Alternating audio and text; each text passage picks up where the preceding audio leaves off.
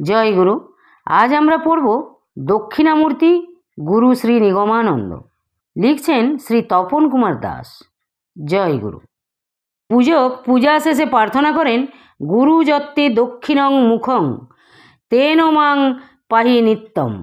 হে গুরু, তোমার দাক্ষিণ্য দৃষ্টি দিয়েই আমাকে সর্বক্ষণ রক্ষা করো। সদ্গুরু জ্ঞানমূর্তি। সদ্গুরু জ্ঞানের আকর, কারণ তিনি জ্ঞানের চরমে আরূঢ় হয়েছেন। তিনি বেদান্তবিদ এবং ব্রহ্মবিদ বরিষ্ঠ। শাস্ত্রে বলা হয়েছে, সত্যং জ্ঞানম অনন্তং ব্রহ্ম। ব্রহ্ম সত্যস্বরূপ, জ্ঞানস্বরূপ ও অনন্ত স্বরূপ। বেদের মহাবাক্যে ব্রহ্মকে বলা হয়েছে প্রজ্ঞানং ব্রহ্ম, অর্থাৎ ব্রহ্ম জ্ঞানময়। সুতরাং গুরুও জ্ঞানবান বা জ্ঞানময় বা জ্ঞানমূর্তি। সদ্গুরু শাস্ত্রমূর্তি, কারণ একবার অহং ব্রহ্মাস্মি বোধে প্রতিষ্ঠিত হলে তার চরম জ্ঞান লাভ হয়, তার আর জানবার কিছুই বাকি থাকে না। সেই কারণে গুরুই শাস্ত্রমূর্তি। সদ্গুরু দক্ষিণামূর্তি। আচার্য শঙ্কর তার দক্ষিণামূর্তি স্তোত্রে লিখেছেন, ওং নমো প্রণবার্থায় শুদ্ধ জ্ঞানৈক মূর্তয়ে নির্মলায় প্রশান্তায় দক্ষিণামূর্তয়ে নমঃ। যিনি প্রণবের প্রতিপাদ্য, যার মূর্তি শুদ্ধ জ্ঞানময়, যিনি নির্মল ও প্রশান্ত, সেই দক্ষিণামূর্তিকে নমস্কার। দক্ষিণামূর্তি গুরু, কারণ তার শ্রীমূর্তি দাক্ষিণ্যযুক্ত। অজ্ঞান তিমিরকে জ্ঞানের অঞ্জন দ্বারা একমাত্র গুরুই দূরীভূত করতে পারেন। অজ্ঞান তিমিরান্ধস্য জ্ঞানাঞ্জন শলাকয়া। পরের শ্লোকে আচার্য শঙ্কর বলছেন, নিধয়ে সর্ববিদ্যানাং ভীষজে ভবরোগিনাম গুরবে সর্বলোকানাং দক্ষিণামূর্তয়ে নমঃ। যিনি সর্ববিদ বিদ্যার আকর স্বরূপ, যিনি সর্বপ্রকার ভবরোগীর চিকিৎসক, যিনি সর্বলোকের গুরু, সেই দক্ষিণামূর্তিকে নমস্কার। পরম পুরুষ ও বিশ্ব ব্রহ্মাণ্ড পরিচালনার নিমিত্তে তার সৃষ্টিকে রক্ষার জন্য 5টি ভাবের অবতারণা করেন। সেই অনুযায়ী তার 5টা মুখ কল্পনা করা হয়েছে। মধ্যে একটা এবং দক্ষিণ ও বামে 2টো করে মুখ কল্পিত হয়েছে। এই পঞ্চমুখের সর্ববামে যে মুখ, তার নাম বামদেব। তার পরেরটা কালাগ্নি। সর্বদক্ষিণে যে মুখটি রয়েছে তার নাম দক্ষিণেশ্বর। তারপরে ডান দিকের ভিতরটার নাম ঈশান, আর মাঝেরটার নাম কল্যাণ সুন্দরম। বামদেব। মানুষ কোনো পাপ বা অন্যায় করলে তাকে কঠোর শাস্তি দেওয়া বামদেবের কাজ। বামদেবের ভূমিকায় কোনো ক্ষমা নেই। আমাদের জীবনে যখন বেশি দুঃখ কষ্ট আসে, তখন আমরা বলি বিধি বাম হয়েছে। অত্যন্ত কঠোর নির্মম এই বামদেব। কালাগ্নি।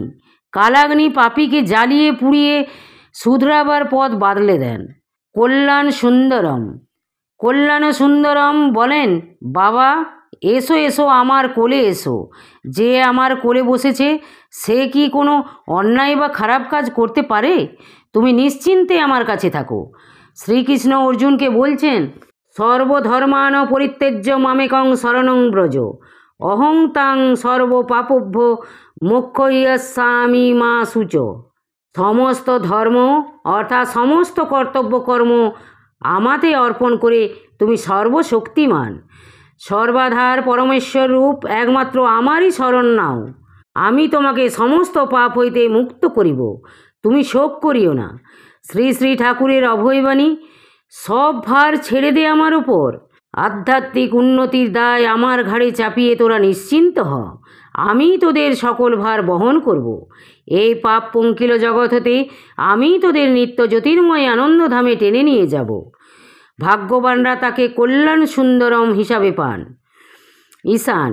ঈশান মৃদু ভৎসনা করেন, টুকটাক চর থাপ্পড় দিয়ে শুধরান। দক্ষিণেশ্বর। দক্ষিণেশ্বর ভালোবেসে আদর করে সংশোধনের ব্যবস্থা করেন। শ্রী শ্রী ঠাকুর বলেছেন, মা যখন দরকার মনে করবেন তখন ধুলো মাটি ঝেড়ে মুছে দিবেনই। আর ছেলে যদি ধুলো কাদায় থাকতে না চায়, তবে মাকে ডেকে বলতে হবে, আমায় পরিষ্কার করে দাও। যেমন নাকি সচরাচর ঘরের ছেলেরা করে থাকে। মা হয়তো ছেলের ডাক সহজে শুনতে পেলেন না বা জবাব দিলেন না। তার অনেক কাজ। ছেলে যদি চুপ করে খেলতে থাকে, তার কোনো গরজ না থাকে, মা ও আপন মনে অন্য কাজে ব্যস্ত থাকবেন। যদি ছেলে ধুলো মাটি মুছাতে বারবার মার নিকট কাঁদে, তবুও হয়তো মা অসময়ে বা তার কান্না মতনই যখন তখন তা করবেন না। কিন্তু যদি ছেলে একান্ত জেদ ধরে বসে এবং চিৎকারে ও কান্নাকাটিতে মাকে অতিষ্ঠ করে তোলে, তাহলে মা হাতের কাজ ফেলে ছেলের আকুল কান্নায় নিজেও আকুল হয়ে ছুটে আসবেন এবং তার ধুলো কাদা পরিষ্কার করে তাকে বুকে তুলে নেবেন। হয় তার ইচ্ছার উপর সম্পূর্ণ নির্ভর করো, নয়তো সাধন ভজন করো, এছাড়া আর উপায় নেই। দক্ষিণামূর্তির গুরু আমাদের অপরাধ সম্বন্ধে বলেছেন, ছেলে যদি হঠাৎ কোনো অন্যায় করেই বসে, তবে পিতা কি চিরকাল তার প্রতি বিমুখ হয়েই থাকেন? তোমরাও যদি কোনো দিন কোনো অন্যায় করে এসে আমার কাছে ক্ষমা চাও, আমি কি তোমাদের ক্ষমা করব না? সকল অপরাধ মার্জনা করে তোমাদের বুকে তুলে নেব না? তোমরা তো দোষ করবেই। দোষ করাটা কিছু দোষের নয়, তা যে জীবের স্বভাব। আর আমি গুরু, ক্ষমা করাই আমার স্বভাব। তোমরা শত অপরাধে অপরাধী হলেও আমি ক্ষমাই করে যাব।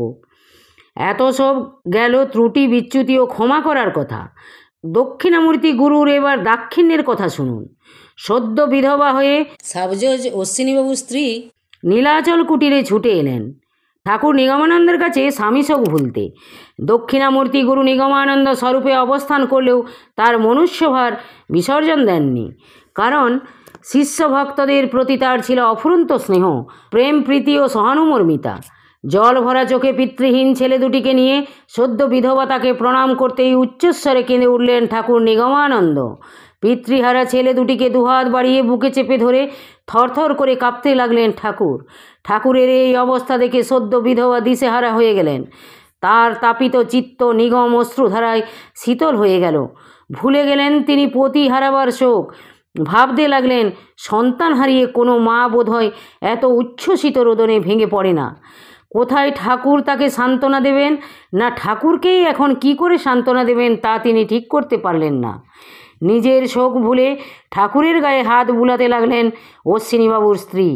এই বিশ্বাস তার মনে জাগলো, যার কেউ নেই তার ঠাকুর আছেন। জয় গুরু, জয় গুরু। আজ এই পর্যন্তই। যদি আপনাদের ভালো লেগে থাকে তাহলে চ্যানেলটিকে সাবস্ক্রাইব করে সাথে থাকুন। জয় গুরু, জয় গুরু।